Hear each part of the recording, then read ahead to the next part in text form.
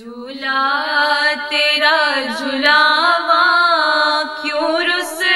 گیا ہے ماں تو آجا میں باری جاواں آجا بلال اصغر آجا بلال اصغر آ میرا نازنین ڈاڈی گرم زمین آ میرا نازنین ڈاڈی گرم زمین آجا میں جھولی پا کے والا دیچا بناواں آجا بلال اصغر آجا بلال اصغر جھولا تیرا جھلاوا کیوں رس گیا ہے ماں تو آجا میں باری جاواں آجا بلال اصغر آجا بلال اللہم صل علی محمد وآل محمد اصغر میں تیری ماں ہوں اصغر میں تیری ماں ہوں آ جاؤ چاند میرے تیری پیاس میں بجھاؤں اصغر میں تیری ماں ہوں اصغر میں تیری ماں ہوں میرے لاڈلے کہاں ہو میرے لاڈلے کہاں ہو سینے تمہیں لگاؤں اصغر میں تیری ماں ہوں اصغر میں تیری ماں ہوں بیٹا تمہارا قاتل میرے سامنے کھڑا ہے جانے کیوں ہنس رہا ہے چادر بھی لٹ چکی ہے منہ کس طرح چھپاؤں اصغر میں تیری ماں ہوں اصغر میں تیری ماں ہوں تیرے جھولے کو سکینہ رو رو کے چومتی ہے تجھے گھر میں ڈھونڈتی ہے تیری موت کی خبر میں کیسے اسے سناؤں اصغر میں تیری ماں ہوں اصغر میں تیری ماں ہوں میری جان جا رہی ہے یہ سوچ سوچے اصغر اس پھول سے گلے پر یہ تیر کیسے جھیلا بہنوں کو کیا بتاؤں اصغر میں تیری ماں ہوں اصغر میں تیری ماں ہوں جھولے کے ساتھ بیٹا میرے ہاتھ جل گئے ہیں ظالم بھی ہنس رہے ہیں تیری آخری نشانی ہے کس طرح بچاؤں اصغر میں تیری ماں ہوں اصغر میں تیری ماں ہوں جب رات ہوگی رن میں ہو جائے گا اندھیرا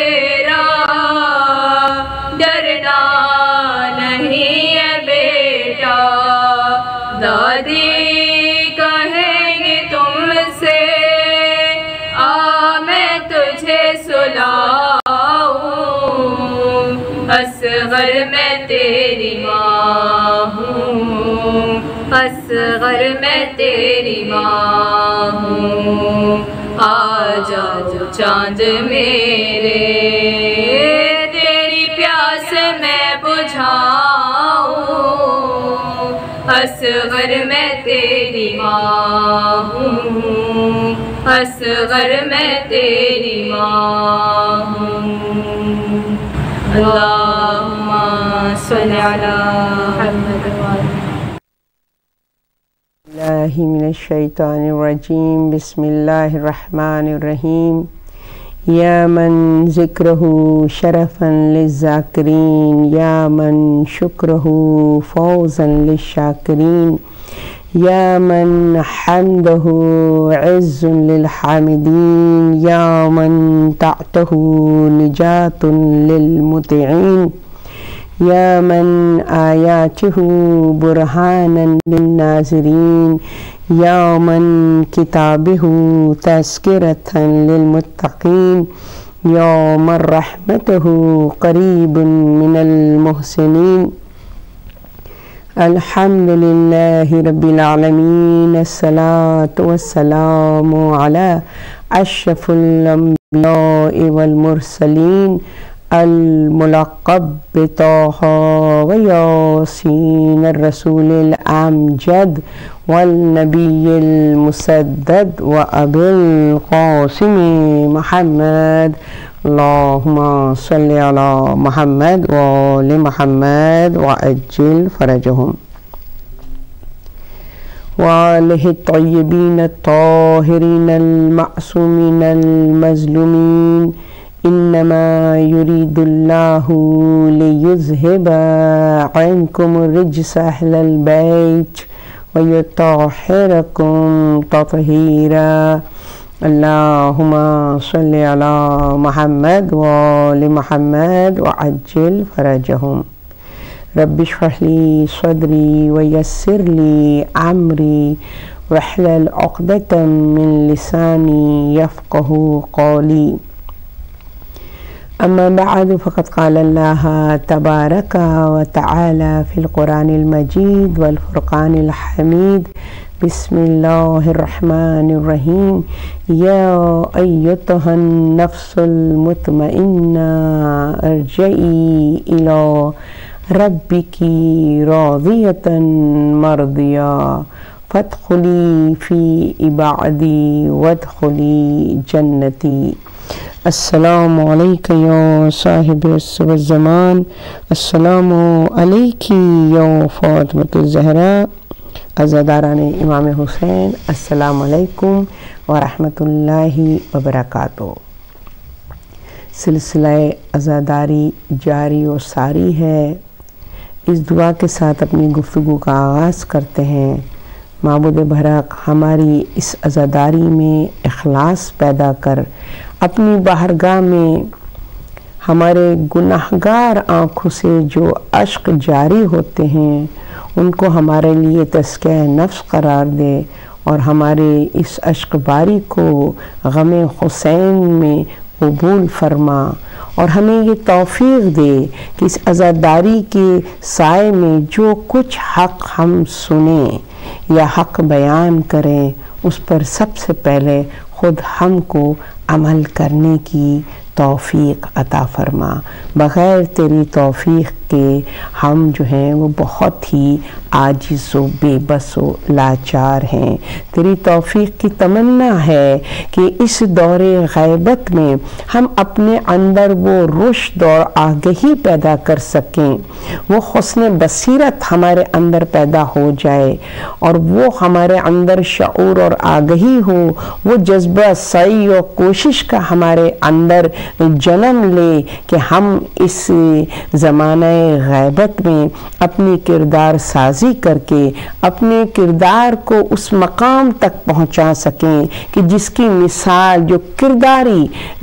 مثالی کردار جو کربلا والوں نے پیش کیے ہیں، ہم ان کے نقش قدم پر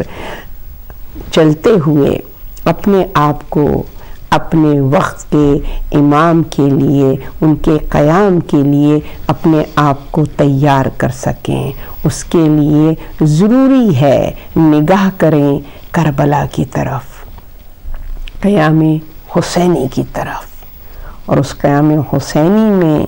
جو کچھ رہنمائی اور ہدایت ہم کو نظر آتی ہے، جو ہمارے کردار کی اصلاح کر سکتی ہے، جو ہمیں اس قیام مہدی کے لیے تیار کر سکتی ہے، اس پر ہم توجہ دیں اور اپنی کردار سازی کر سکیں۔ اسی نیت و ارادے کے ساتھ ہم نے ان مجلسوں کا آغاز کیا ہے اور کوشش کی ہے حتی الامکان کہ سمجھیں حق اور حقانیت کی معرفت ہمارے اندر ہو، دین الہی کی معرفت ہمارے اندر ہو، معرفت علم قرآن ہم اپنے اندر پیدا کر سکیں، ہمارے نبی احمد مجتبیٰ محمد مصطفیٰ صلی اللہ علیہ وآلہ وسلم کی معرفت سے ہمارا قلب منور ہو، اور ان کے اہل بیت کی حیات کو اپنے لیے نمونہ قرار دیتے ہوئے، ان کا اتباع کرتے ہوئے، ان کے نقش قدم پر قدم بڑھاتے ہوئے ہم اپنی دین و دنیا کو آباد کر سکیں، اپنا انجام بخیر کر سکیں۔ اس حوالے سے سب سے پہلی چیز کہ جس کی طرف آج آپ کی توجہ دلانی ہے وہ ہے استقامت، جو ہمیں کربلا والوں کے ذریعے سے بڑی آب و تاب کے ساتھ بہت روشن اور واضح طریقے سے ہمیں ان کے اندر وہ جذبہ استقامت نظر آتا ہے کہ جس نے ان کے ارادوں کو متزلزل ہونے نہیں دیا، ان کے قیام میں کوئی لرزش نہیں آ سکی، بلکہ جتنی مصیبتیں پڑتی جا رہی تھیں، اضافہ ہوتا جا رہا تھا، جتنا ان پر زمین کو تنگ کیا جا رہا تھا، ان کے جوش اور ولولے میں اتنی ہی زیادہ شدت پیدا ہو رہی تھی۔ وہ کیا عوامل تھے کہ جس کی وجہ سے ان کرداروں میں جو کہ غیر معصوم تھے، اصحاب امام حسین، ان میں سے بہت سے اصحاب رسول بھی تھے، غیر معصوم تھے، مگر ان کی استقامت، ان کی ثبات قدمی کی کوئی نظیر نہیں ملتی ہے۔ لہٰذا استقامت کے جذبے کو حاصل کرنے کے لیے، جو کہ بہت ضروری ہے ہماری حیات کی بقا کے لیے، دین حق پر فقط زندگی گزارنا کافی نہیں ہے، مہم تو یہ ہے کہ ہماری موت بھی ایمان پر ہی ہو، ایمان کے لیے ہو، دین کے لیے ہو، اور دین ہی پر ہم اس دنیا سے اللہ سبحانہ وتعالیٰ کی طرف ملاقات کریں۔ تو اس کے لیے ظاہر ہے کہ ہمیں وہ وقت نگاہوں میں روایتوں کے ذریعے سے ہمیں ملتا ہے۔ روایت ہے کہ رسول خدا احمد مجتبیٰ محمد مصطفیٰ صلی اللہ علیہ وآلہ وسلم کہ جس کو انس بن مالک روایت کرتے ہیں کہ ایک مرتبہ میں رسول خدا صلی اللہ علیہ وسلم کے پاس گیا اور میں نے دیکھا کہ رسول خدا رنجیدہ ہیں، ان کی آنکھوں سے اشک جاری ہیں، اور وہ وقت تھا کہ جب رسول خدا صلی اللہ علیہ وسلم کا رحلت کا وقت قریب تھا۔ میں ان کے پاس کیا اور میں نے ان سے عرض کی، یا رسول اللہ، آپ کے رونے کا سبب کیا ہے؟ تو آپ نے فرمایا کہ میری موت میرے قریب ہے۔ تو انس نے کہا، یا رسول اللہ، مرگ پر، موت کے آنے پر گریہ کر رہے ہیں؟ نبی اللہ، فرمایا نہیں، موت کے آنے پر گریہ نہیں ہے، بلکہ موت تو میرے لیے لقائے ربی و لقائے اخوانی ہے، کہ ملاقات ہے میرے رب سے اور میرے بھائیوں سے جو انبیاء وہاں پر میرے منتظر ہیں۔ تو موت تو ملاقات رب ہے، موت سے نہیں، کہ موت کے سبب گریہ نہیں کر رہا۔ انس نے پوچھا، یا رسول اللہ، پھر گریہ کرنے کا سبب کیا ہے؟ کہا، اپنی امت کے لیے گریہ کر رہا ہوں۔ پوچھا، کیوں امت کے لیے گریہ کر رہے ہیں؟ تو رسول خدا صلی اللہ علیہ وسلم نے فرمایا توجہ کی اشد ضرورت ہے. کس بات کی رسول کو فکر تھی اپنی امت کے حوالے سے؟ آپ فرماتے ہیں 3 چیزیں ایسی ہیں کہ جس کے سبب میں گریہ کر رہا ہوں، اپنی امت کے لیے پریشان ہوں. پہلی چیز یہ ہے کہ میرے بعد میری امت پر نفس حکمرانی کرے گا. اس وجہ سے میں اشکبار ہوں کہ میری امت کے اوپر بجائے دین حق کے،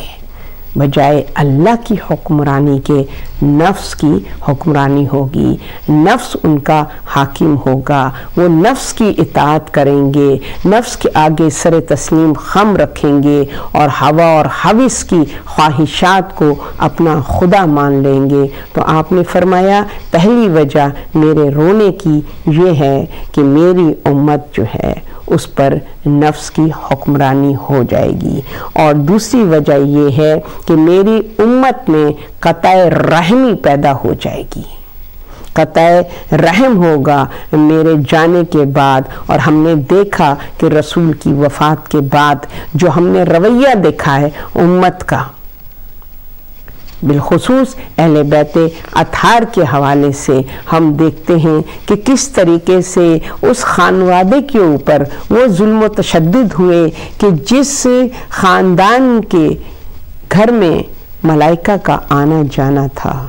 جہاں ملائکہ بھی اجازت لے کر آتے تھے. رسول نے پہلے ہی پیشن گوئی کر دی تھی کہ میرے بعد میری امت میں قطع رحمی شدت اختیار کر جائے گی. اور تیسری چیز جو آپ نے مینشن کی ہے انس بن مالک سے، وہ یہ ہے کہ حب مال اور شرف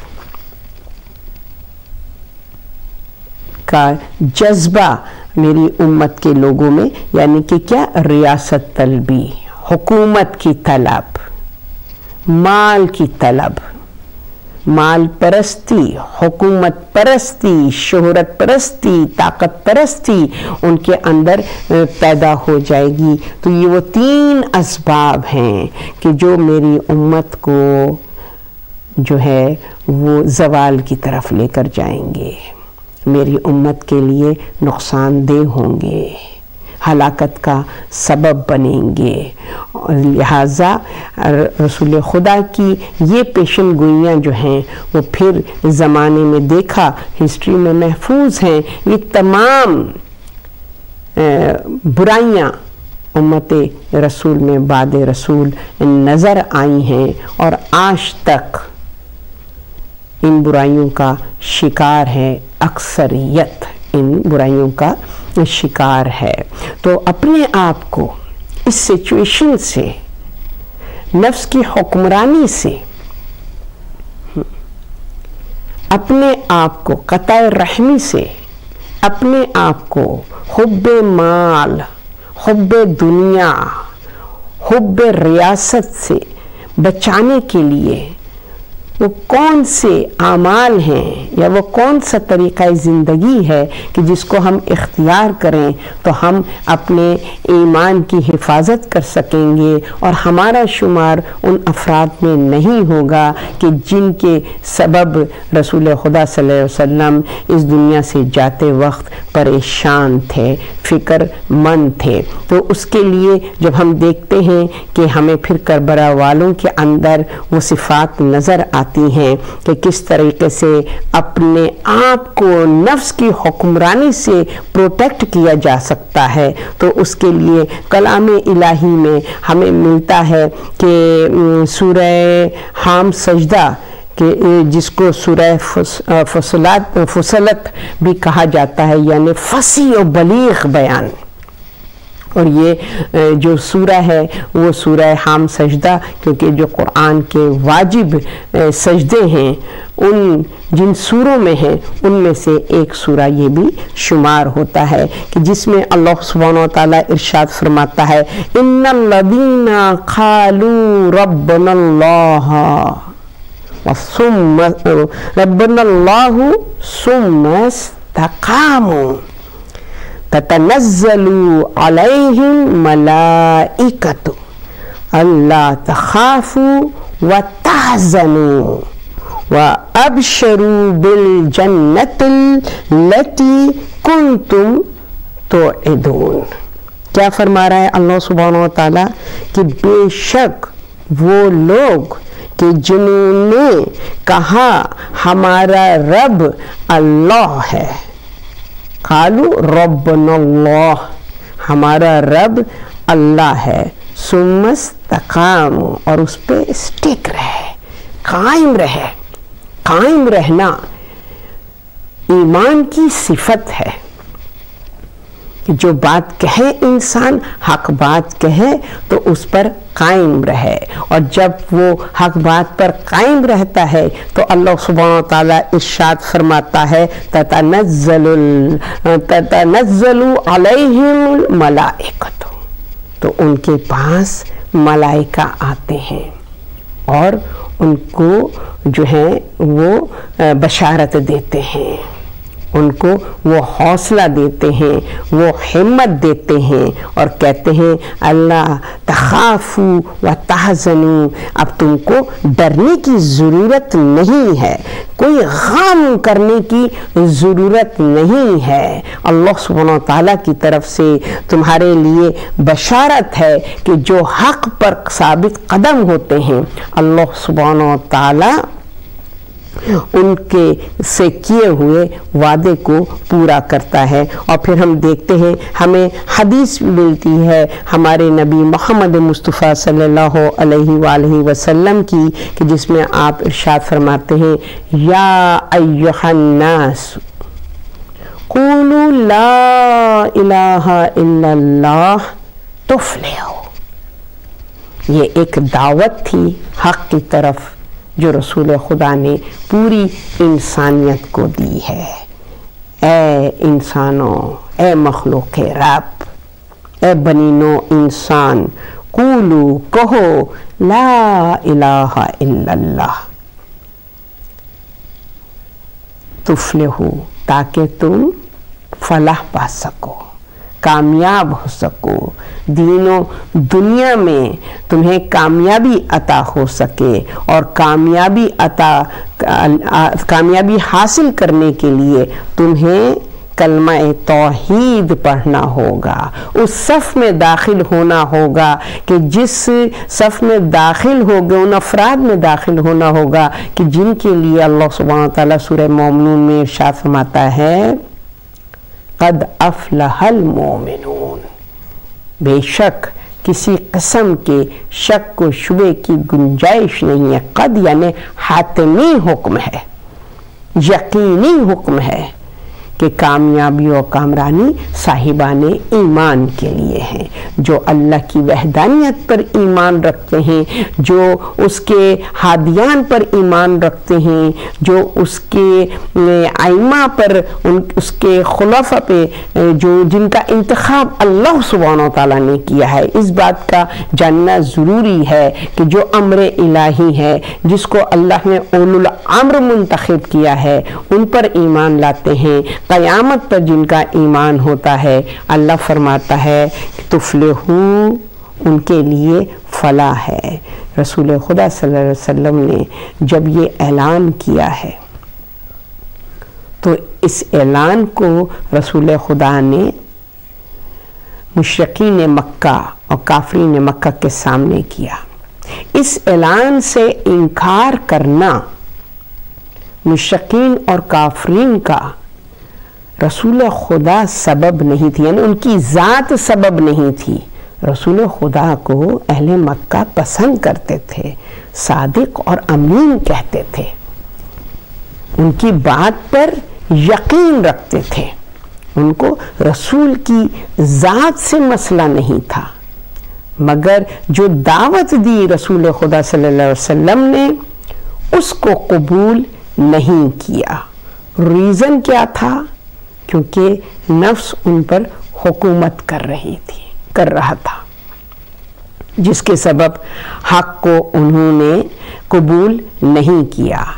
مگر بڑے افسوس کے ساتھ کہنا پڑتا ہے وہ مشرکین تھے، وہ کافرین تھے، انہوں نے حق کو قبول نہیں کیا، مگر ہم تو کلمہ گو ہیں۔ امت رسول تو کلمہ گو تھی، حق کو قبول کیا تھا، پھر کیسے ممکن ہے کہ ہمارے اوپر حکمرانی بجائے اللہ کے نفس کی ہو؟ کیسے پاسبل ہے؟ ہمیں اس کی طرف متوجہ ہونے کی ضرورت ہے، اسی لیے جو قیام ہے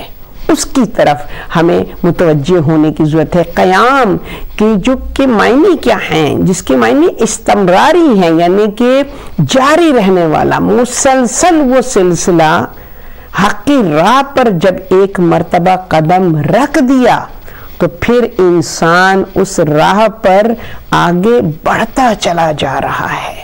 اور اس ساحل کی تمنا میں وہ جو ہے وہ آگے بڑھتا چلا جا رہا ہے، اپنی حیات کی کشتی کو زمانے کے تمام تھپیڑوں سے بچاتا ہوا، پروٹیکٹ کرتا ہوا اس ساحل کی طرف رواں دواں ہے، حالت سفر میں ہے۔ قیام کا مطلب یہ ہے کہ انسان جو ہے وہ مسلسل ایک عمل میں، ایک جد و جہد میں ہے۔ قیام کا مطلب یہ ہے کہ انسان جد و جہد کر رہا ہے۔ کس سے؟ کس سلسلے میں جد و جہد ہے؟ اپنے آپ کو پروٹیکٹ کر رہا ہے ہر اس نقصان سے، ہر اس شے سے جو اس کی رفتار کی سرعت میں رکاوٹ پیدا کر سکے۔ تو یہ سلسلہ جاری اور ساری ہے۔ اسی لیے آپ دیکھیے کہ دین کو اللہ سبحانہ وتعالی دین قیام کہا ہے، قائم ہے، دین قائم ہے۔ ہمارا جو دین حق ہے، دین اسلام ہے، وہ دین قائم ہے۔ آپ دیکھ لیجئے پھر اللہ سبحانہ وتعالی اس دین قائم کے لیے جس علم کو، جس ہدایت کو بصورت قرآن ہم پر نازل کرتا ہے، اس کے لیے بھی اللہ سبحانہ وتعالی ارشاد فرما رہا ہے کتب قیامہ، کہ جو کتاب ہے، کتاب الہی ہے، یہ قائم ہے، مسلسل ہدایت کر رہی ہے، مسلسل اس کے سرچشمے جو ہیں اس سے انسانیت فیضیاب ہو رہی ہے، یہ مسلسل فیضیاب کر رہی ہے۔ ہدایت پانے والوں کو، ہدایت کی خواہش اور آرزو رکھنے والوں کو کتاب الہی کی جو ہے وہ قائم ہے، مسلسل اس کا فیض جو ہے جاری اور ساری ہے، دین ہمارا قائم ہے۔ ٹھیک، کتاب ہماری قائم ہے، نماز اقیم الصلاۃ، نماز ہماری عبادتیں قائم ہیں، مسلسل جاری ہیں۔ اس لیے جب نماز کی بات ہوتی ہے، جو بہترین ذریعہ ہے اپنے آپ کو اللہ کے حضور عجز و انکساری کے ساتھ سبمٹ کرنے کا، نماز جو ہے وہ اللہ کی طرف ہمیں سبمیشن کی طرف لے کر جاتی ہے کہ ہم اپنے آپ کو اللہ کے سپرد کرتے ہیں۔ تو اس کے لیے اللہ فرماتا ہے اقیم الصلاۃ، نماز قائم کرو، یعنی یہ سلسلہ سبمیشن کا کنٹینیوس تمہاری زندگی میں جاری اور ساری رہنا چاہیے۔ پھر اللہ سبحانہ وتعالی جو ہے وہ یوم قیامت جو جاری اور ساری ہے، جس کے لیے اللہ سورہ قیامہ میں قسم کھا رہا ہے لا اقسم بیوم القیامہ، کہ اس مسلسل جاری رہنے کے اس قیام کو، جو ڈے آف ججمنٹ میں، جو قیام آخر ہے، کہ جو حتمی فیصلہ کرنے والا ہے ہماری کامیابی کا یا ہماری ہلاکت کا۔ تو یہ جو دین ہے قائم، یعنی کہ اس میں حیات ہے،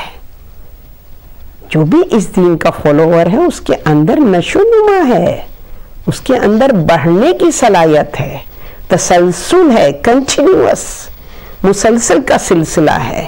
یہ کوئی ایک نہیں ہے کہ بس کلمہ پڑھ لیا بس اب ہماری ذمہ داری ختم ہو گئی، نہیں، یہ کلمہ ہماری زندگی کو مسلسل ہماری زندگی کو گائیڈ کرے گا۔ لا الہ الا اللہ، کوئی خدا نہیں سوائے اس وحدہ لا شریک کے، تو ہمیں اس کی طرف متوجہ ہونا ہے۔ قیام امام زمانہ کو سمجھنے کے لیے ہمیں قیام کے مفہوم کو، اس کے مقصد کو ہمیں سمجھنے کی ضرورت ہے، اور امام حسین کے قیام نے بہت واضح طور پر یہ بتا دیا ہے کہ میرا قیام جو ہے وہ اسی طریقے سے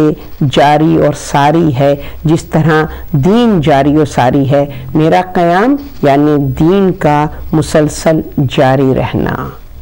دین میں کوئی بھی خلل پیدا نہیں کر سکتا، دین کہیں بھی رکنے والا نہیں ہے، فنا ہونے والا نہیں ہے، یہ وہ حیات ہے جو ابدی ہے، جو مسلسل ہے، جس کو کوئی قطع کر نہیں سکتا ہے۔ تو اس قیام کی طرف اپنے آپ کو لے کے جانے کے لیے جو ہمارے پاس سہارا ہے، یا جو ہمارے ایمان کے اندر کہنا چاہیے خوب سے خوب تر اور ہم کو کمال تک لے کر جائے، ہمارے ایمان میں پختگی پیدا ہوتی چلی جائے، ہمارے ایمان میں یقین پیدا ہوتا چلا جائے، مضبوط تر ایمان ہو، ہمارے ایمان میں اضافہ ہو، تو اس کے لیے کیا ہے؟ اس کے لیے سورہ سجدہ حامیم میں کیا ہمیں اس کے لیے جو سلوشن بتایا ہے وہ کیا بتایا ہے؟ وہ یہی بتایا ہے ان الذین قالوا ربنا اللہ، کہ جو کہتے ہیں کہ اللہ ہمارا رب ہے، ثم استقاموا، وہ اس پر قائم رہتے ہیں، اسٹک رہتے ہیں، وہ جو ہے وہ اس پر کسی قسم کا کمپرومائز برداشت نہیں کرتے ہیں، کوئی بھی ان کے ثبات قدمی کو متزلزل کر نہیں سکتا۔ جہاں پر ایمان کا استحکام ہے، جن صاحبان ایمان کا ایمان جو ہے وہ قائم ہے، ثبات قدمی ہے، وہ میدان چھوڑ کر نہیں بھاگتے۔ تاریخ میں ہم نے دیکھا کہ کس کا ایمان اس منزل پر تھا کہ جن افراد کی یہ سورہ جو ہے، اس سورے کی آیت جو ہے وہ قصیدہ خوانی کرتی ہوئی نظر آ رہی ہے، سورہ حام سجدہ کی آیت نمبر 30، کہ جب کلمہ کہا، کلمہ حق کہا ہے تو اس پر ثبات قدمی ہے، قدم اس پر جم گئے ہیں، اور پھر ملائکہ پھر ان کو بشارت دیتے ہیں کہ اب تمہیں ڈرنے کی بات نہیں ہے، خوف کی بات نہیں ہے، چاہے تمہارے درمیان جو افراد تھے وہ میدان چھوڑ کر بھاگ گئے ہیں، مگر تمہارے ایمان کی استقامت میں وہ پاور ہے کہ اگر ہاتھ سے چلتی ہوئی تلوار ٹوٹ جائے، جنگ احد میں مولا کائنات کے ایمان کی استقامت دیکھیے کہ جنگ کرتے ہوئے تلوار ٹوٹ گئی مگر آپ کے قدم نہیں ڈگمگائے، بھاگنے والے بھاگتے رہے، آپ نے قریب ہی درخت کی ایک ٹہنی کو پکڑا اور اس سے آپ نے جنگ شروع کر دی۔ یہ مولا علی کے ایمان کی استقامت تھی کہ جس کا فوراً اللہ سبحانہ و تعالیٰ نے ان کو ریوارڈ دیا ہے، اور عرش سے ان کے لیے وہ ذوالفقار آئی ہے کہ جو رہتی دنیا تک جب بھی ذوالفقار کا نام لیا جائے گا، مولا علی کی استقامت کا قصیدہ پڑھتی ہوئی وہ ذوالفقار نظر آئی گی، لا فتح الا علی لا سیف اللہ ذوالفقار۔ استقامت جب انسان کے اندر ہو تو پھر وہ اس طریقے سے ایمان پر ثبات قدمی کے ساتھ جمع رہتا ہے اور دشمن اس کا بال بیکا نہیں ہونے دیتا۔ یہ کلام الہی کی بشارت ہے، نہ انہیں کسی قسم کا خوف ہوتا ہے اور نہ انہیں کسی قسم کا غم ہوتا ہے، کیونکہ یہ اللہ سبحانہ و تعالیٰ کی بشارت ہے۔ اور جب ہم دیکھتے ہیں کہ کربلا میں بھی ہمیں اسی مولا کائنات کے فرزند امام حسین اور ان کے خانوادے کے وہ افراد نظر آتے ہیں کہ جن کے لیے عمر معنی نہیں رکھتی ہے. جب وہ ڈٹ جاتے ہیں تو چاہے عمر کے کسی بھی دور میں ہوں، کسی بھی اسٹیج پر ہوں، ایک چٹان کی صورت میں دشمن کو شکست دینے کی صلاحیت ان کے اندر ہوتی ہے، چاہے 6 ماہ کی عمر ہی کیوں نہ ہو. مگر جب وہ 6 ماہ کا بچہ دشمن کے مقابلے پر اس صاحب ذوالفقار کا پوتا، اس نے کربلا میں کون سی تلوار چلائی ہے؟ سوکھی زباں کی تلوار، جو حضرت علی اصغر نے وہ ہونٹ جو پیاس کی شدت سے نیلے ہو چکے تھے، اپنی زبان کو باہر نکال کر افراج یزیدی کو اس طریقے سے للکارا ہے کہ علی اصغر کی زبان پانی نہ ملنے سے تشنا ہے، مگر دین حق سے سیراب ہے، لہٰذا میرے مقابلے پر کوئی آ نہیں سکتا. عزاداران امام حسین، آپ لوگ مسلسل حضرت علی اصغر کی شہادت کے واقعات سن رہے ہیں. مجھے تفصیل سے بیان نہیں کرنا ہے، بس صرف اتنا کہوں گی کہ جب ام رباب نے سلام ہو میرا اس شیرخوار کی مادر پر، خدا ہمیں توفیق دے کہ ہماری مائیں اور ہم اپنی اولاد کو دین اسلام کے حوالے سے اور دین اسلام پر ہم اپنی اولاد کی تربیت کریں. تو حضرت ام رباب کہ جن کا فقط 6 ماہ کا تاریخ میں ہمیں ملتا ہے، 6 ماہ کی عمر ہے، حضرت علی اصغر کی مختصر ترین زندگی کہ جس نے دین حق کے لیے اپنی قربانی کو پیش کیا ہے. ان سے پہلے کون ہے؟ وہ معصوم جو شکم مادر میں دین حق کے لیے شہید ہوا، وہ محسن جو حضرت فاطمہ سلام اللہ علیہا کے شکم میں تھا اور رسول خدا صلی اللہ علیہ وسلم نے ان کا نام محسن رکھا تھا. پہلی کمسن قربانی حضرت محسن کی تھی جو جناب فاطمہ نے پیش کی دین حق کے لیے. انہی کی اتباع میں، انہی کے نقش قدم پر زندگی بسر کرنے والی اہل حرم کی خواتین نے بھی اپنے بچوں کو دین اسلام کی بقا کے لیے اس پر قربان کرنے کے لیے ہی پروان چڑھایا تھا. تو جناب ام رباب نے حضرت علی اصغر کو 6 ماہ کے علی اصغر کہ جن کی زندگی میں امتحانات کس عمر سے 14 دن کے ہیں، جب ہجرت کرنی پڑ گئی، وطن چھوڑنا پڑ گیا،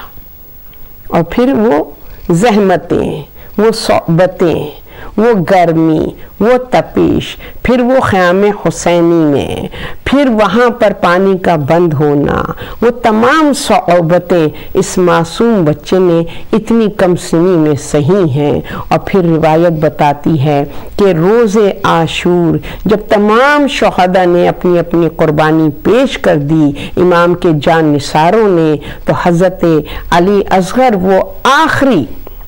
قربانی تھے اہل حرم کی طرف سے کہ جس کو امام حسین نے پیش کیا خدا کی راہ میں. مگر اس مجاہد کا انداز مقتل میں آنے کا بہت ہی جدا تھا. اس کی سواری فرزند رسول، مظلوم کربلا، جنت کے سردار امام حسین کے دست مبارک تھے. اپنے بابا کے ہاتھوں پر سوار ہو کر یہ معصوم بچہ مقتل میں پہنچا ہے، اور پھر پہلا وار جو کیا ہے بس اس کے بعد دوسرے وار کی ضرورت نہیں پڑی۔ حضرت علی اصغر کو سوکی زباں کی جو تلوار چلائی ہے تو افواجی یزیدی میں ہلچل مچ گئی۔ روایتیں بتاتی ہیں کہ جو کربلا کو راوی ہیں، وہاں کربلا کے واقعے کو بیان کرنے والے، وہ کہتے ہیں کہ افواجی یزیدی میں زور زور سے رونے کی صدائیں بلند ہو رہی تھیں۔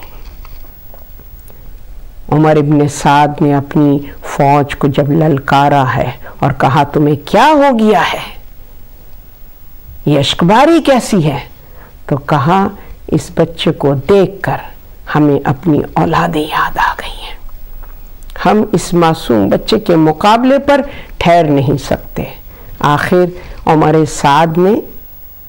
حرملہ کو حکم دیا، وہ شقی القلب انسان کہ جس نے کمان میں تیر باندھا اور جس کا ریکارڈ تھا کہ کبھی اس کا تیر خطا نہیں ہوا،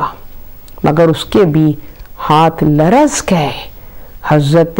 علی اصغر کے مضبوط ارادوں کے سامنے اس کے بھی ہاتھ لرز گئے اور اس سے تیر خطا ہو گیا۔ روایتیں بتاتی ہیں ایک تیر خطا ہوا، دوسرا تیر خطا ہوا، پھر اس نے کمان میں وہ تیر باندھا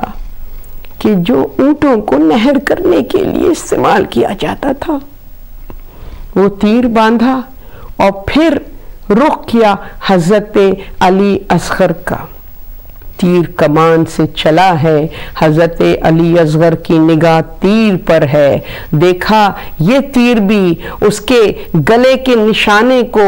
جو ہے وہ خطا ہونے والا ہے، اور تیر میرے بابا کے جسد مبارک پر لگنے والا ہے، لہذا ہمت کے علی اصغر نے اپنے گلے کو آگے بڑھا دیا کہ ممکن نہیں ہے کہ بیٹے کے ہوتے ہوئے بیٹے کے سامنے اس کے باپ کے اوپر کوئی جو ہے وہ وار کر سکے۔ بس عزاداران امام حسین وہ تیر کہ جو کہ علی اصغر کے جسد مبارک سے زیادہ وزنی تیر تھا، کہ جس کے وزن سے حضرت علی اصغر کچھ عجب نہیں تھا، امام حسین کی گود سے ارض کربلا پہ گر جاتے، مظلوم امام نے مضبوطی سے علی اصغر کو تھاما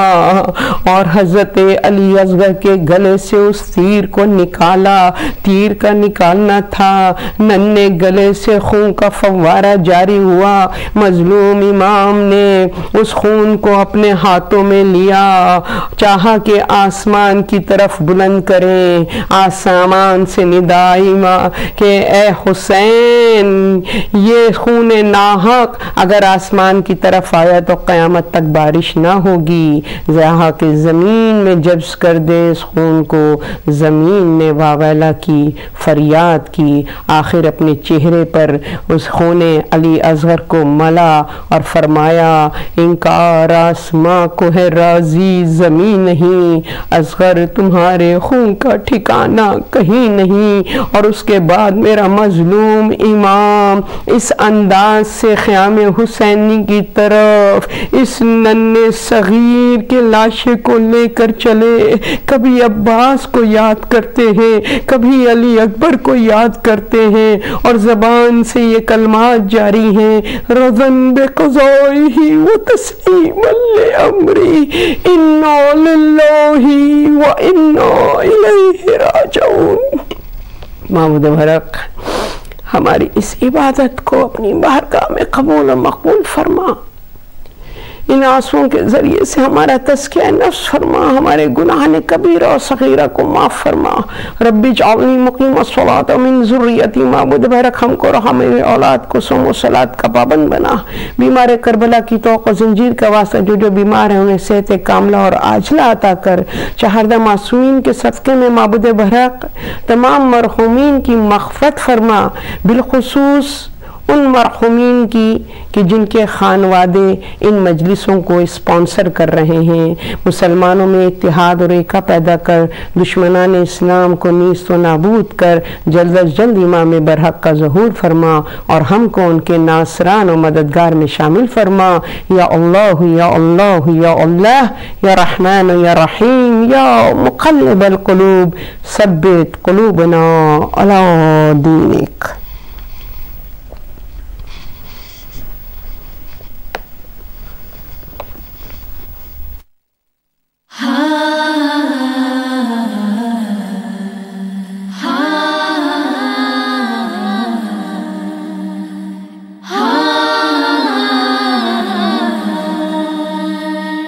فضا نے کہا خیمے سے، فضا نے کہا خیمے سے ہٹ جائیے بی بی، مقتل سے نگاہوں کو، مقتل سے نگاہوں کو ہٹا دیجیے جلدی، ظالم علی اصغر کا گلا کاٹ رہا ہے، ظالم علی اصغر کا گلا کاٹ رہا ہے۔ شاہ والا نے جسے دفن کیا تھا اور قبر میں جھک جھک کے بہت پیار کیا تھا، اس چاند سے چہرے پہ، اس چاند سے چہرے پہ گہن لگ گیا بھائی، ظالم علی اصغر کا گلا کاٹ رہا ہے، ظالم علی اصغر کا گلا کاٹ رہا ہے۔ نیزے کو چبھاتا تھا لئی نرم زمیں پر، افسوس اسے مل گئی لاش علی اصغر، اب جا کے مصلی پہ، اب جا کے مصلی پہ دعا مانگیے جلدی، ظالم علی اصغر کا گلا کاٹ رہا ہے، ظالم علی اصغر کا گلا کاٹ رہا ہے۔ گردن کا بھی زخم بھی تازہ ہے، ہرا ہے، ننھا سا شلو کا بھی ابھی خون میں بھرا ہے، اب دل پہ رکھو ہاتھ، اب دل پہ رکھو ہاتھ، کرو گے آزاری، ظالم علی اصغر کا گلا کاٹ رہا ہے، ظالم علی اصغر کا